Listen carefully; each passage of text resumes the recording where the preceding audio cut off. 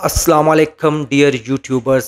आज की वीडियो में बात करेंगे इस सैलाबी रेले के मतलब जिसमें पानी की मकदार कम है लेकिन ये बिल्कुल पानी की तरह बह रहा है। आखिर इसकी वजह क्या है? इसमें मुख्तलिफ़ किस्म का मादा जो है पहाड़ों से निकल कर इंसानी आबादियों की तरफ आ रहा है और ये नौयत आपको साल 2025 में कोहिस्तान में गिलगित बल्तिस्तान, चतराल, स्कर्दू, चलास, हुंज़ा इन इलाकों में देखने को मिल रही है, जहाँ पर स्लाइडिंग्स में बड़े-बड़े पत्थर जो हैं वो टूट-फूट का शिकार होकर मुख्तलिफ़ इलाकों में फैल रहे हैं। इनमें आपको मिट्टी के कलर के भी जो पत्थर हैं, मादा है या बड़े-बड़े पत्थर हैं देखने को मिलेंगे। फिर इसके अलावा कंक्रीट, फिर इसके अलावा हैवी रॉक, पहाड़ों के जो पत्थर हैं या उनका तूफ़ान कह लें या सैलाब कह लें, वो आपको देखने को मिलेगा।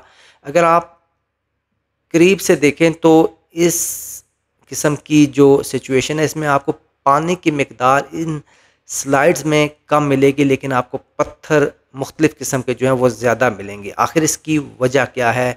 इस नौयत को, इस कैफ़ियत को पाकिस्तान का मुल्ला जो है वो अल्लाह ताला का अज़ाब कहकर अपनी जस्टिफ़िकेशन दे रहा है और इससे बचने का जो हल बताया जा रहा है वो ये कि इस्तग़फ़ार करें, अल्लाह आपके गुनाह माफ़ करेगा और ये जो इस वक्त सूरत हाल है ये ख़त्म हो जाएगी। लेकिन साइंस इसको डिफरेंट नज़रिए से देखती है। साइंस के मुताबिक ये एक अमल है जो कि पहाड़ों के अंदर होता है और जब बाहर का टेम्परेचर इतना ज़्यादा हो जाता है कि वो ग्लेशियर्स फट जाते हैं तो फिर ये सिचुएशन पैदा होती है।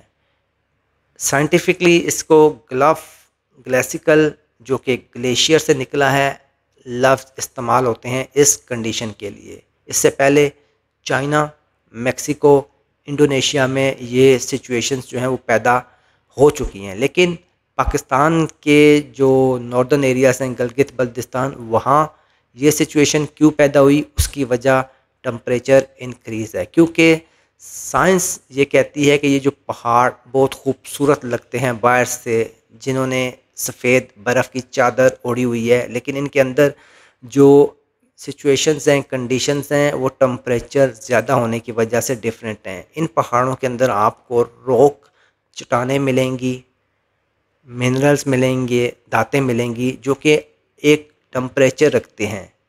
जब बैरूनी दुनिया का, पहाड़ की बाहर की दुनिया का टेम्परेचर इंक्रीज़ होता है तो ये फट कर ये सिचुएशन जो है वो पैदा करते हैं। पाकिस्तान के नॉर्दर्न एरियाज़ गिलगित बल्तिस्तान में लगभग 3000 के करीब जो हैं वो ग्लेशियर्स ऐसे पाए जाते हैं जिनके अंदर इस वक्त टेम्परेचर काफ़ी ज़्यादा है और अगर वो एक साथ फटना शुरू कर दें तो शायद ये इलाका ही ख़त्म हो जाए। अब इस नौयत को कंट्रोल करने के लिए टेम्परेचर को जो है वो फिर नीचे लेकर आना होगा। अगर इस सिचुएशन को मैं मज़ीद आपके साथ शेयर करूं, एक्सप्लेन करूं तो ये पत्थर चाहे वो मिट्टी के हों, चाहे वो रॉक चट्टानों के हों, चाहे मादा की सूरत में हों, ये जहाँ जाएंगे तबाही मचाएंगे। ये रोड पर गिरेंगे तो रोड डिस्ट्रॉय हो जाएगी, घरों पर गिरेंगे तो घर मलिया मेट हो जाएंगे।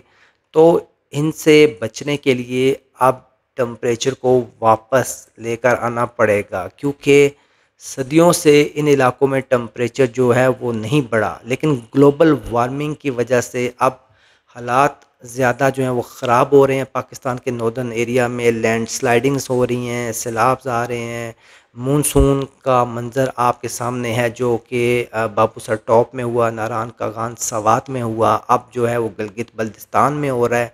और ये एक हार्ड किस्म की कंडीशन है जो कि ग्लेशियर के फटने से तकरीबन ये रॉक चट्टानों की सूरत में आ रहा है। स्लाइड्स, फ्लड्स, इसमें भी पानी की मकदार काफ़ी कम है लेकिन ये नेचर में साख्त में गर्म है।